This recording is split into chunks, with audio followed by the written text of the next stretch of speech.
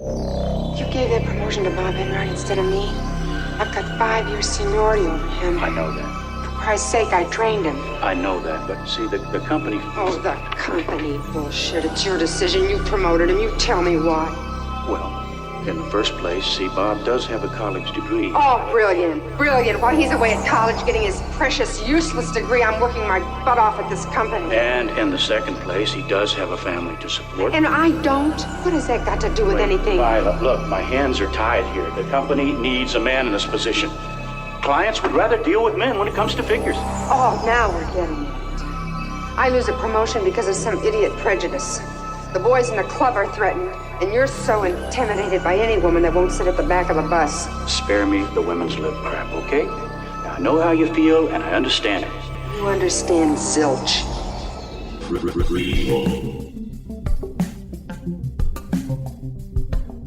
Sequel. Reboot. Which one will it be? It's the Ruined Childhood Podcast.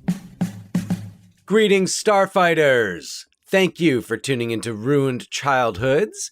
Whether you're a subscriber or maybe you saw, hey, there's a podcast talking about 9 to 5. That's my favorite movie. We're glad that you're listening, even if it's not your favorite movie. My name is Dan, and with me, as always, is John. How's it going, John? It's going pretty well, Dan. I am psyched to talk about 9 to 5. Yes. I think that this is a lot of people's favorite movie, so I hope we do it justice. I guess every movie has got to be somebody's favorite movie, right? Yeah, that's the theory. What's your favorite movie? Have I ever asked you that? Wow, what's my have you ever asked me? I think you've always just kind of known. Well, the thing is, like, I know that there's so many movies that you really like, but Right. you know, what you would consider to be like your one go-to favorite. Okay, so what's interesting is because I can't just answer a question.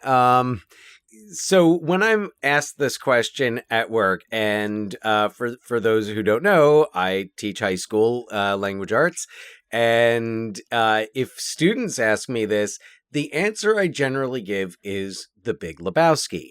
Okay. You know, I mean, it's an R-rated movie, and it certainly isn't, you know, I could say Star Wars, and that could certainly be a legitimate, it certainly has a legitimate claim to the throne. But I think The Big Lebowski is my go-to. That's I want a movie on in the background. I don't have time to make a decision. What can I put on? Big Lebowski. Or... Okay. It's late. I'm going to put on a movie. I'm probably going to fall asleep. What am I going to put on? The Big Lebowski. Or I'm just like, I don't know, like sad. What am I going to put on? The Big Lebowski. I would say though that A Clockwork Orange is probably my all-time, like the film that just it probably ranks as my true favorite. Was that the movie that you would say maybe turned you into like a movie guy?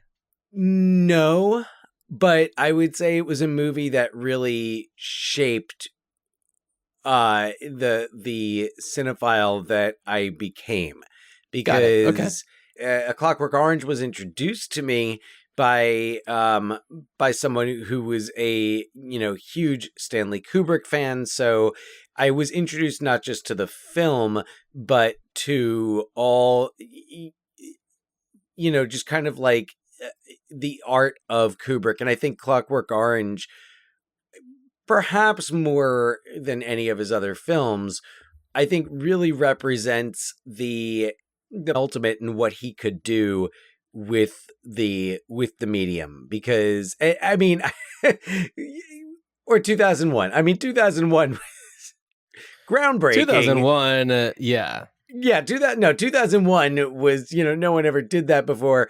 I think that like A Clockwork Orange, in terms of the humor, and the violence and like an anti-hero. It was what I think really introduced me to the idea of an anti-hero, and the fact that like this is a terrible person, this character Alex, who I am rooting for.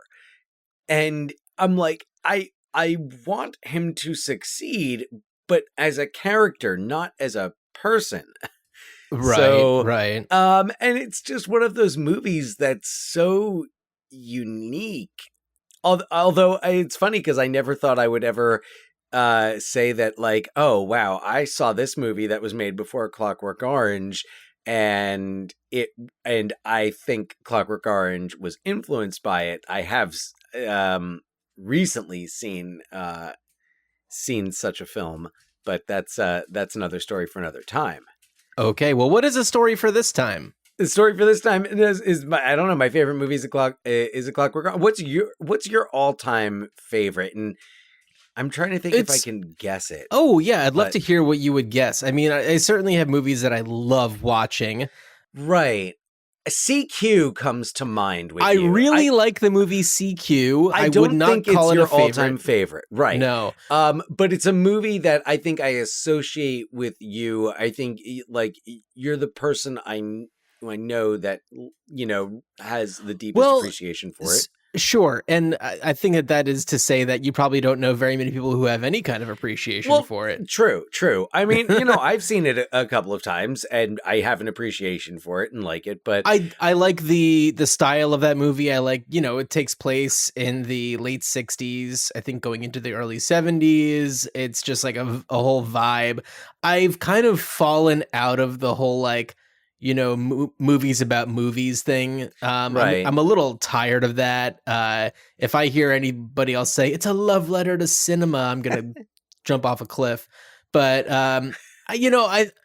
it's interesting that you go back to some movies like The Big Lebowski when it's just like, look, if I want to put something on, and I don't care what it is, like I'm always gonna want to go for that. And by those metrics, I'm actually going to key you in, Dan, to the state that I was in about a week ago. I had the flu, and it was a kind of flu that was just like you had zero energy, complete fatigue, and like, you know, body aches. And so I was really just like either in bed or on the couch. And I did watch a lot of Family Feud. That's one thing that happened, but I feel like game shows while you're sick is just like a must. But when it came to putting movies on, I put a few different ones on, but a really good movie, and in this situation, it was like while I'm sick, but I want to put this movie on in a lot of different situations. The score is beautiful. The images are beautiful. Cinematography is beautiful. The acting is really delicate and intentional. And that's Phantom Thread. I love it. Yes. Yeah. Is that your favorite? I think that it's among my favorites. And I want to include that as kind of my example right now, because I feel like it is a really incredible film in all the ways that I mentioned, but also it's a complicated story about complicated people and complicated relationships. And in a lot of ways, I feel like it is about female empowerment, which really ties into what we're talking about with 9 to 5. Well, not to jump to that, but it is the story about a man who is so complicated, but he's untouchable until he finds the woman who really knows how to like actually break him down and make him come crawling to her, like very, very literally. Also, I mean, sorry to interrupt. Go ahead. No. But yeah, it's just like this person who seems this man who seems like untouchable, and this woman who cracked the code, and not only to like get the guy, but to take back who she is as a person, and to kind of like signify herself as a person of importance. And it's masterfully done. Right. And there's a lot more that I could say, but I'm going to refrain because if anyone listening hasn't seen it, it's a wonderful movie. And John, to your point of like I just want to have something on. Yeah. Excuse me. It's kind of an exquisite film to listen to. And I have put it on in that context where it's like, I want something that's in, like, I'm doing things. I remember like one day I was like washing dishes and like cleaning the kitchen or something. I'm like, that's what I want in the background, is just that the music, like you said, the score, I mean, and it's a beautiful film to watch. Oh yeah. As well. But Yeah. even if you're just to listen to it is wonderful. So yeah, totally. You know, I would have no objection to any, film that you would have named, but like, I appreciate that. I see. But what I would also say, and that's not to say that we're doing an episode on Phantom Thread. Who knows? Maybe we will in the future. But Maybe, yeah. It's the kind of movie that, like, if you stripped out all of the dialogue and turned it into like a silent film, it would still work perfectly. Oh, yes. Yeah. And the acting, of course, so much comes through where you don't even need the words really to make the impact. But Dan, I know that you wanted to talk about a few things before we get on to 9 to 5. Yes. So, and, of course, because there's always news about some type of sequel or remake or what have you. I'm curious to know, John, have you been following any of the news regarding the upcoming Exorcist sequel? No. Do tell. So, David Gordon Green is Keep directing, going. right, for Blumhouse Productions. Is directing and has co-written a new Exorcist film. I believe so what it says is it'll according to Wikipedia, it will retroactively affect continuity of the franchise, but all of the previous installments will still remain canon to its premise, which actually my previous news was not coming from Wikipedia, and I had read that it would kind of just be a direct sequel to the original 1973 film, which is one of my other all-time favorite films. I'd say that, when it comes to ranking films, if somebody asked me what the most scared I've ever been seeing a movie is, or what my favorite scary movie is, I'd probably say The Exorcist. And did you ever see it in the theater? I saw it in the theater when it was re-released after a remaster. Yes. The 2000. Yeah. I mean, I know we had this discussion on our Exorcist episode. Yeah. So anyway, but going back to that, my big question here, and I haven't seen this addressed, is does it acknowledge the series, which also picked up the story of the original film, Reagan McNeil and Chris McNeil and Mr. Howdy. I don't know. Captain Howdy. Captain Howdy. Now, this is going to be the first film in the franchise since the original to bring back Ellen Burstyn as Chris McNeil.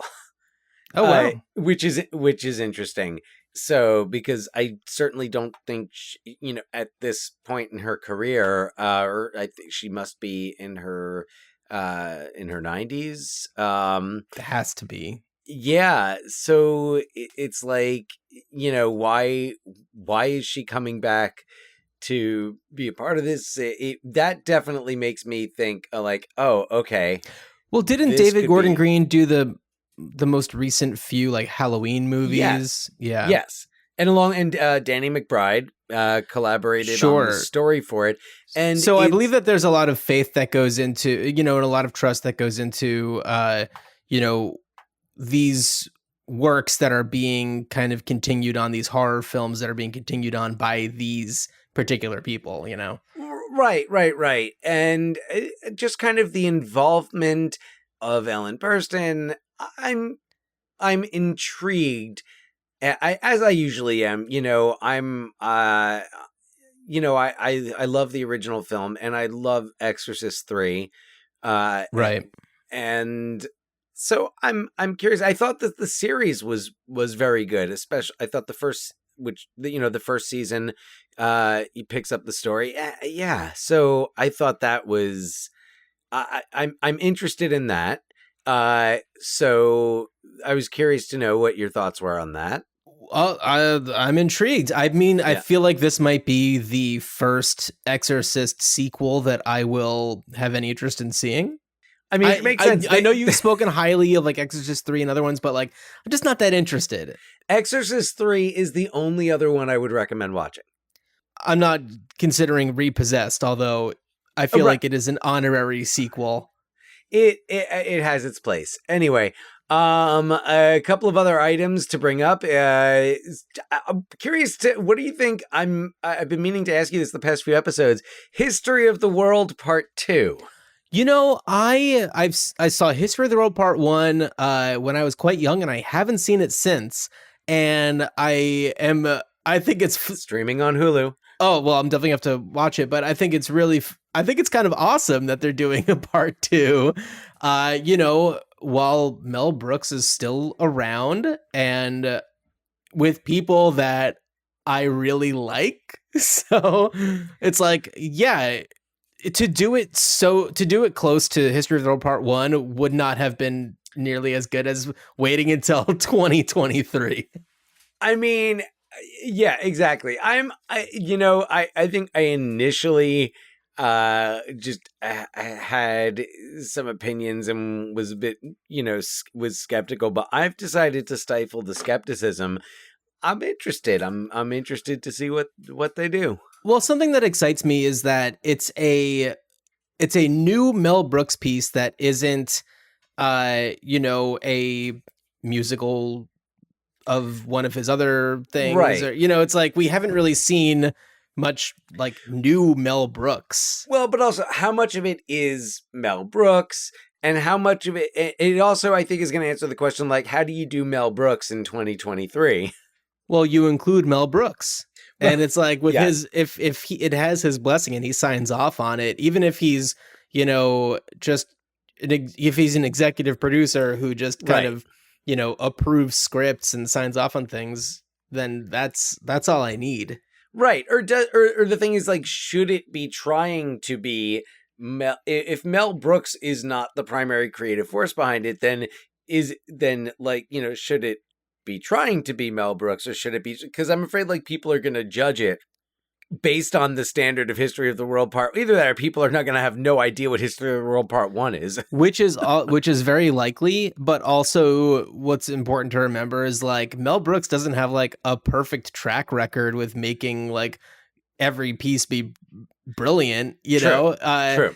I'm sure that he would agree with that. And it's like History of the World Part 1, it was this. It's not even the most famous of his pieces of his works. So no, and it's very what I like about History of the World Part 1 and I guess dislike is it's not really a cohesive like piece. And, right. But there are moments of sheer brilliance in it. The Inquisition. Oh, absolutely, yeah. Among others, and I have to say, I do wonder if Jews in Space will be in History of the World Part 2, because that we were promised that, and especially with like Marjorie Taylor Greene and her Jewish space laser. That is it true. It just feels like. Although I wonder if that's a little too far out of the zeitgeist. Well, it's too real, but also it's like that happened already now too long ago in like the Marjorie Taylor Greene news cycle. True. Yeah. All right, and then last bit. Fatal Attraction, the series, Paramount Plus. Did you watch the teaser trailer that dropped? I did. What's really interesting is Joshua Jackson.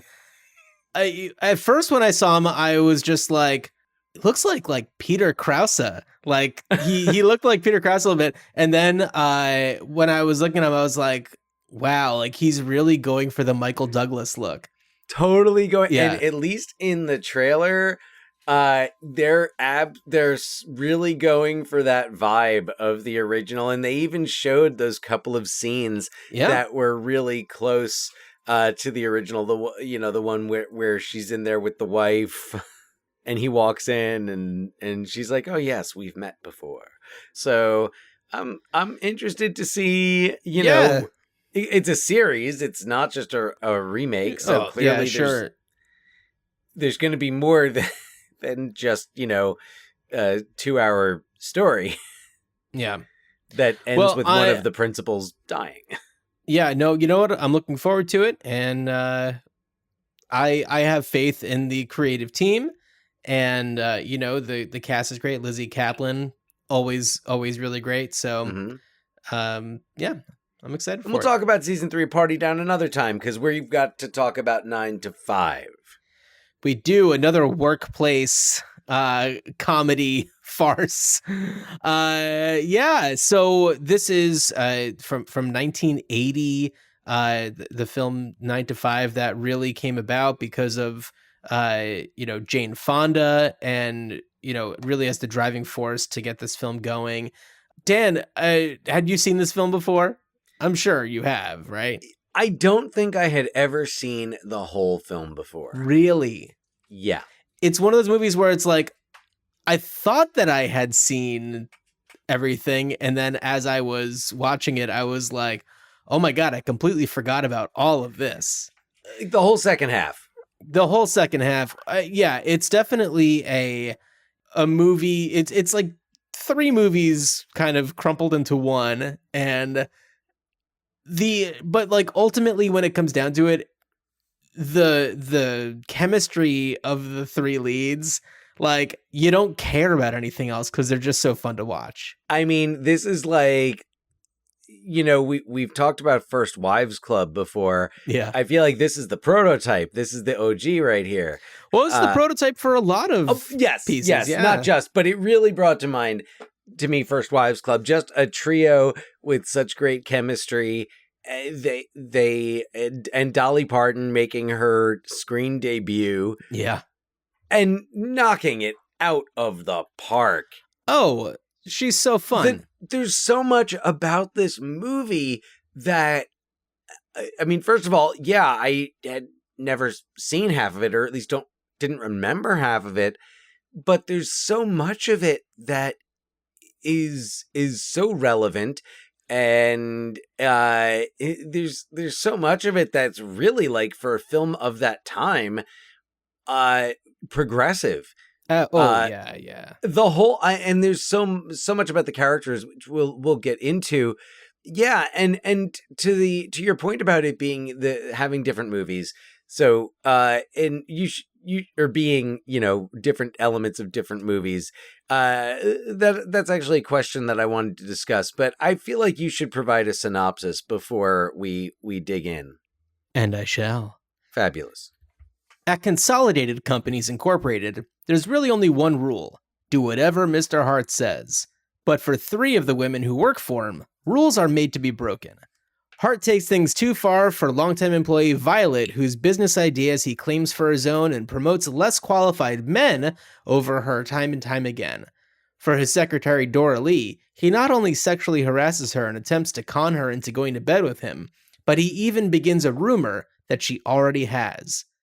And for rookie Judy, well, she can sniff out a bad egg from a mile away. Violet, Dora Lee, and Judy band together after Violet thinks that she accidentally poisons his coffee when he is found unconscious on the office floor. What begins as them trying to cover up the incident results in a full-on kidnapping in order to prove that Hart's been ripping the company off with bogus inventory receipts for an off-site storage facility. In the meantime, they not only convince the workforce that he's still coming into work, but they also use Dora Lee's ability to forge his signature to make serious changes for efficiency and workplace morale. So, okay, and of course, now I'm thinking, I was like, there's definitely a movie that comes to mind when I try to think of what your favorite movie is. And then I looked at my notes and I said, yes, it's Harold and Maude. Oh, yeah. Because that's the movie that I think of as your favorite movie. Is that your favorite movie? It is a favorite movie. It is a favorite movie. It's not one that I can always put on. I will say that. Well, no. Clockwork Orange is also not one I can always put on. Yeah, I imagine so. So, Well, and I bring up Harold and Maude because Colin Higgins, who Right. directed and co-wrote the screenplay, wrote the screenplay for Harold and Maude. He also directed Foul Play, which was a Chevy Chasey Goldie Hawney type of movie. Wow. I gotta call out the Fisher King, man. Yeah. So, which leads me to believe that some of the more wacky hijinks and slapstick might have been his contributions for the male audience. He'd be like, we need to throw in some wacky. Yeah, well, so that's just a theory. Yeah, so when we get to the point where the three female leads become buds, we go into their little like dream sequences of what they would do to Hart, and I feel like that's one place where this movie goes for like a little bit of a wacky turn. All of the hijinks with like taking what they believe is his body from the hospital, and all that stuff. That's a whole other thing. Yeah. Well, that's the part that I'm like, all right, that definitely feels very much like out of Foul Play. Yeah. Or a similar film. But the sequence where they're like the fantasy sequences where like they're all high. So, yeah. But those are, they go a bit too long. But something I really, I appreciated all the character development in it, but I have to say, like the way that Dora Lee is written, where it's like she knows what he's doing.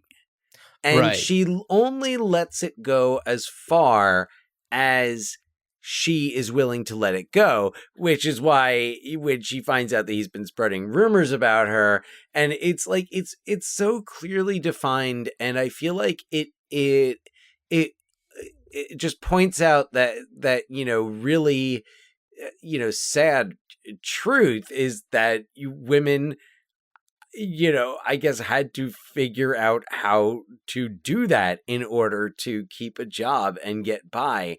And so like, but the way that she does it and just like, with a smile on her face and like, oh, okay. Oh, you're just being silly again. I love that they have the scene where she's talking with her husband, in it. And I mean, just the fact that, like she's got that, her husband's really, really sweet guy. It's really not about the men in their lives. Like it is a little bit because Judy was cheated on by her husband who cheated on her with his secretary. Real piece of work. Oh yeah. Violet's a widow, right? Right. Yeah. And she has like 4 sons or something like that. Yeah, 4 sons. It's funny. The scene with her son is a great scene. Lily Tomlin's just wonderful. Oh, tremendous! Absolutely, yeah. And her character and some of the lines, like I wrote down where she has the line like, I think about the person who gets promoted over. Like I remember when he was a management trainee, I was the one who trained him. Oh no, that's about Hart, actually. Was that about Hart? Yeah, I remember when he was a management trainee. Oh, yeah, right. And it's just like little things like that, and that, it makes me realize that a major Hollywood movie was addressing these ideas that I feel like are more controversial now, and like they're bringing up things that are still being argued for, the pay gap, the idea of daycare being provided on site at the workplace. Like and also another thing I really appreciate about it is in the casting, that, I mean, they definitely make a point of showing that, among the, quote unquote 9 to 5ers, the non-management is much more diverse. Absolutely. Yeah.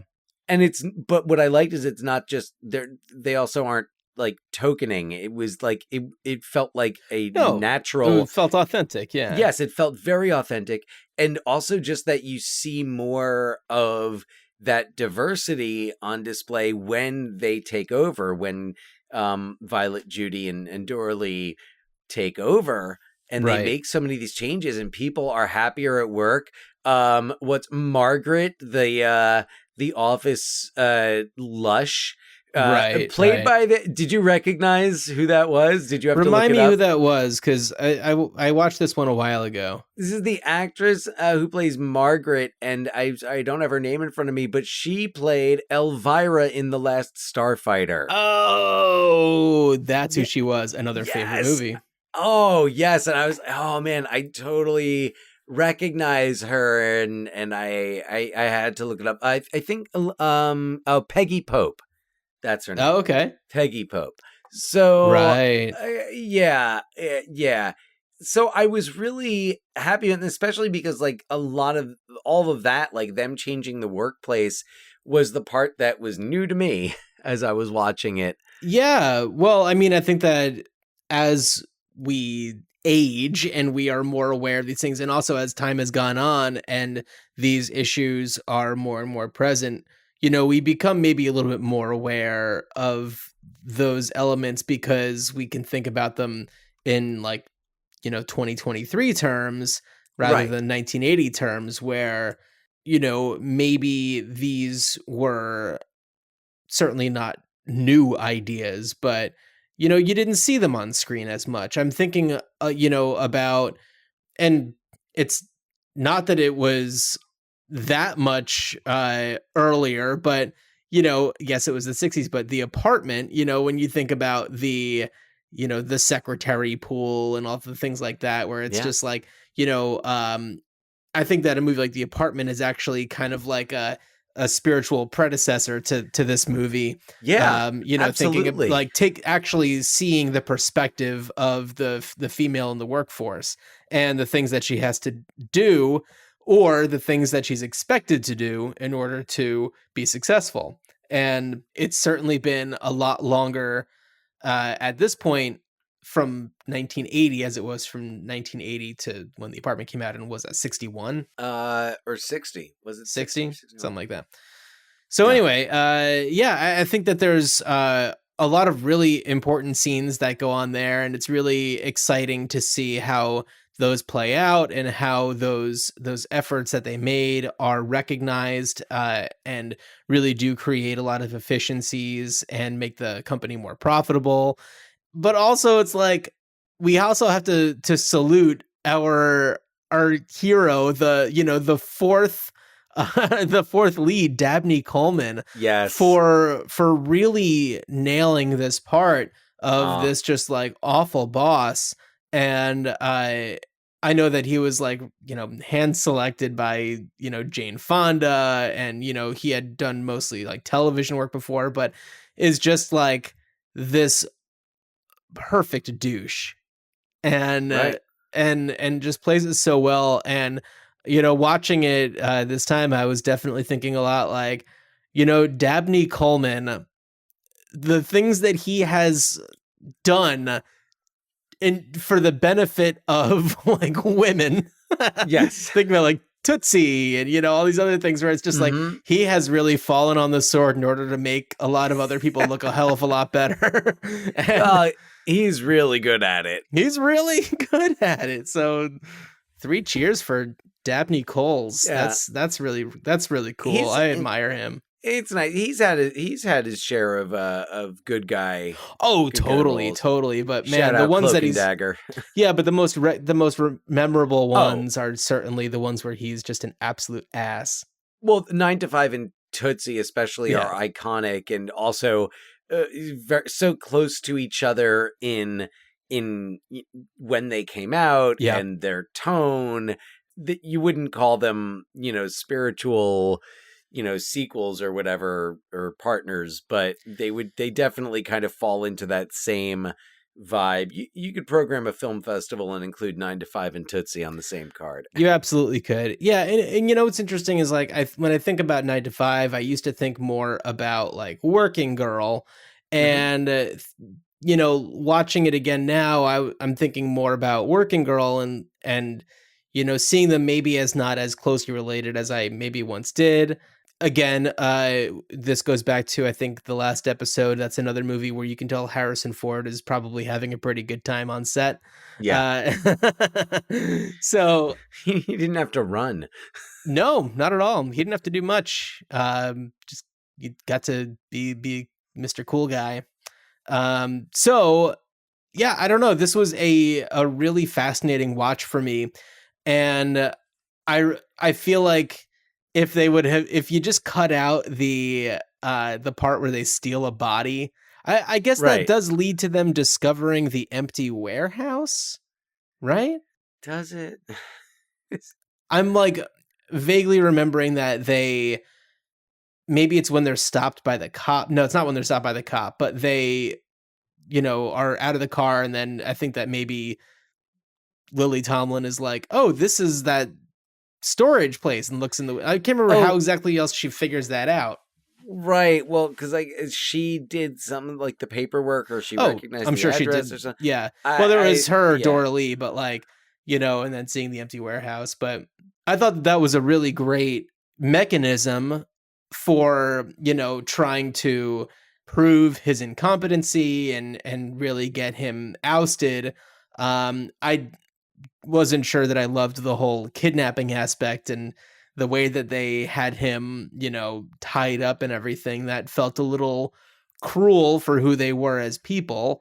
Yeah. Well, it also, although because that's like a straight up big serious crime. Like, well, I think they kind of adequately played it up like it was something that like what Dora Lee, because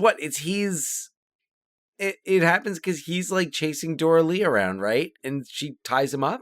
I think that's how it initially happens. Yes. So it's kind of like that's a slippery slope. Once you start down that road, you know, you might as well go all the way.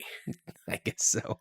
So, and it starts but he's tied up for like a long time. Do you feel bad for him though? I don't feel bad for the character because you know how terrible he is, but also it's like that is, no matter how you shake it, a really cruel thing to do. Okay. Yeah, I guess so. I'm just saying that if they're trying to get him to, you know, be associated with a criminal activity of like, you know, screwing this company out of money or whatever, it's like maybe try to avoid probably what's considered an even worse law to break. I suppose. I suppose it's a very complex, very nuanced issue. So yes, I'm not sure if we have any legal experts out there.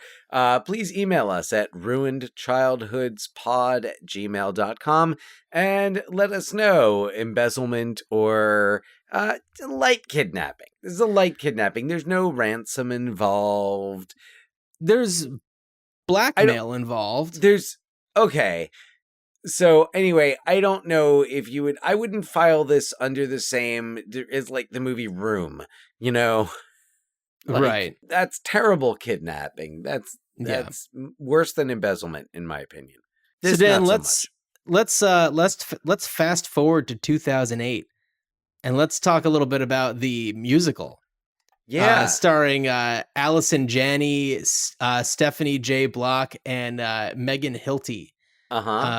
So and it sounds like artistic director Michael Ritchie. Yeah, I don't know if that's the same Michael Ritchie, is it? It's not linked in Wikipedia, so maybe not. But like, what if it was? I don't know. I don't know. I don't think so. I think Michael Ritchie passed away prior to 2009. Got it. Yeah. Well, then not. Maybe it's the spiritual successor of the name. The baton has been handed to this Michael Ritchie. I don't know. To be discussed on this podcast. Maybe I'm wrong. Yeah, I don't know. Have you seen the musical? No, I haven't. Neither have I. But I imagine it made a pretty great. He died in 2001, so yeah. Yeah, definitely not him. Different Michael Ritchie. And not Michael Ritchie. It makes sense that it would be a musical. Absolutely. Yeah. It absolutely makes sense as a musical. Right. And No doubt. I know that Dolly Parton she had maybe written the music for it, which of course makes sense. Mm-hmm. Yeah. Yeah. I think it's one of those it's a big, hit on the community theater circuit. Yeah, it closed on Broadway in 2009. National tour began in 2010. I don't know the current status of any productions of it. I'm sure that it hits, small stages here and there. Yeah. And, there's been talks about a sequel since the movie came out, but all have been squashed. And, one pops up and then it goes away.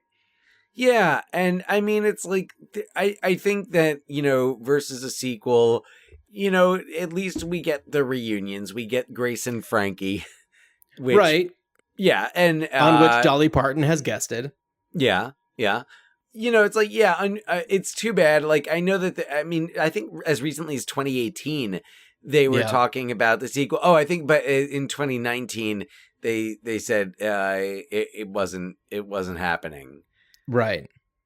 Yeah. So I guess that brings us to the question of like, of what's going to happen, what could happen. The sequel is not happening.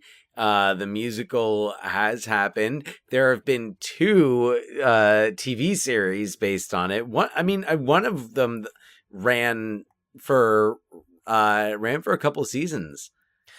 Tell me a little bit more about that one, because that's not I didn't do any research on the TV series. So all I really know is that it was on ABC for a season. Okay. And then it was in what's first run syndication. So which kind of like shows like Charles in Charge that weren't on a network, but most people would see them on, I don't know, various basic cable channels.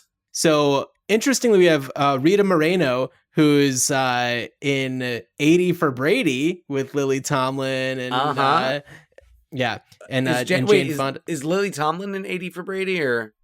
I thought that she was in it also with Jane Fonda. Rita Moreno, Lily Tomlin, Jane Fonda, Sally Field. Oh, okay. All right. Yeah. And then I'm seeing as Hart for season 1, we have Jeffrey Tambor, which that makes perfect sense.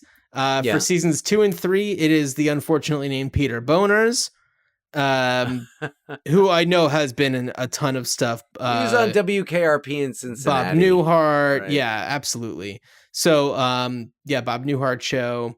Who else? We had Sally Struthers in a couple of seasons.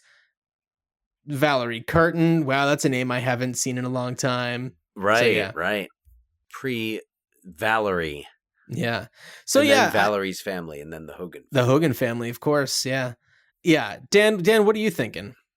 So this is one of those movies where I really wonder if a behind the scenes, like how did this how it got made, like a 6 to 8 episode treatment. That could be interesting because you have women as power players in Hollywood, so very much on the outside of things, but you have someone like, Jane Fonda and Lily Tomlin, who was a, pretty big star at that point. And then you've got Dolly Parton coming in from the music side. And I think, especially like Dolly Parton, we've all come to realize is, the closest thing we have to a saint. It's Dolly Parton, Jimmy Carter, and then humanity is just a quick downward spiral from there. Well, Dolly Parton is the ultimate unifier. She's the only person who can bring together the conservatives and the far left, drag queens, and she's idolized by the queer community, but also by conservatives. So it's a really funny paradox. I mean, yeah, she really is just seems to be a genuinely amazing person who's earned everything she's gotten and Totally recognizes that. So I feel like something that shows how these women got this movie made. Yeah. And how it did push the envelope. I don't know if there's if there's any stories, if it was just like, oh, yeah, no, pretty smooth sailing. No. Like, I can only imagine that, there were, obstacles and compromises. Right. Like, especially with the screenplay, like, I can't imagine that it was I can't imagine that Patricia Resnick, just readily said, like, yes, I feel like having the male, Australian view on Colin Higgins' Australian, right? Would really make this a better screenplay. So I think that would be interesting. Otherwise, I would just do. I think I would do a remake, a straight remake. I think I would do a straight remake. Now, the trouble is, the issues are still the same. I actually don't know if it would be a straight remake. I feel like it would be an updating of it, because if you set it in the 80s, it's really just like, all right, well, why don't I just watch the original 9 to 5? Right. Does it really make sense to move it earlier than that? When does it make sense to set it? And I think that you can do something with this in the contemporary setting. Clearly, we all, we know that. We know that these issues that are being discussed are still issues. So I don't know if you would still call it 9 to 5. I think that the idea of the 40-hour work week is maybe it's called like WFH. Well, I think what was it? I think Dolly Parton had said that if they had done a sequel that was contemporary, it would have been called like 24/7. Yeah, right. Which is not bad. Especially, I make the connection. I think of my wife, who works in business, in the corporate world, and it definitely feels like 24/7. Right. So that's my take on it. Okay. Is either the remake or the behind the scenes docu-series. Yeah, fair enough. That could be interesting. What do you think, John? What are you going to do with this?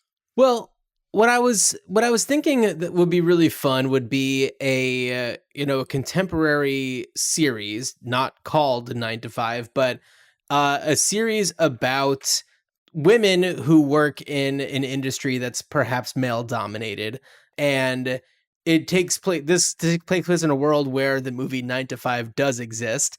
And what my thought was is that they have this male boss who really gets in the way of things and just is like maybe not as terrible as Dabney Coleman was in the ways that he was terrible, but still like really prohibitive of the women from reaching the places where they really could go with their work. Part of my idea maybe gets a little Weekend at Bernie's-y, but my thought is like, what if the boss does disappear? Like, maybe not saying that he dies, but like maybe he does. Like maybe he's going on a vacation, but because one of these people is his like right hand, just doesn't tell anybody, and they use that time to like implement all of these changes, and they kind of just like go rogue and do all these things on their own, inspired by 9 to 5, but are trying to do things on the up and up in a way that it's just like they're not committing any crimes doing it. So in a way it's slight remake, but also in another way it's like an homage to a classic. It's funny because that also feels a bit closer to Working Girl That's also true. That's true. Yeah. Yeah. There's like that to me, feels more of a connection to Working Girl than the original 9 to 5. Yeah. But yeah, I mean, yeah, I could definitely that would totally work because like and maybe Working Girl is part of it. Maybe they're just like, they have like the main characters, maybe they have like a movie night and they're like looking at all these movies that they've been watching and it's just like feeds into it somehow. And they also watch Weekend at Bernie's. Oh yeah, it's hilarious. Of course they do.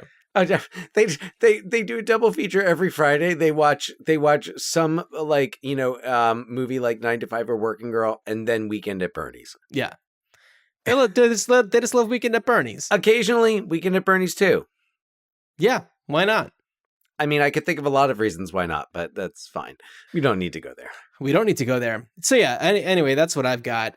Dan, I feel like our listening audience probably has a lot of ideas of their own, and so I would encourage them to email us ruinchildhoodspod@gmail.com or to check out the link tree in our episode description to follow up with us. Dan, do you have anything else that you wanted to add about 9 to 5? No, other than that, I think this is a movie that perhaps, even though it's considered a classic, perhaps a cult classic, I think it still remains underrated, and I'm glad I'm glad I watched it. It's fun. I mean, and it, even just to watch Jane Fonda and Lily Tomlin and Dolly Parton, just if ever I am out in public somewhere, and if I were to happen to luck upon seeing the three of them somewhere, I don't know what I would do. I would probably barf. It would be so exciting. I'd probably barf. And I'd be like, you did this. And I'd barf some more. And just be like, the three of you, you're perfect. Anyway, that's what you would get tackled long before the "you're perfect." You're perfect. No, that's as they're dragging me away. Anyway, Dan, do you want to tell everybody what we're doing on our next episode of this dang podcast? Oh yeah, I can't wait. Yeah, we're going to Brooklyn. 1977's Saturday Night Fever. And we will 100% be talking about Staying Alive as well. We will also be talking about Staying Alive, both the song and the film that is a sequel to Saturday Night Unavoidable. Fever. We will be talking about Staying Alive.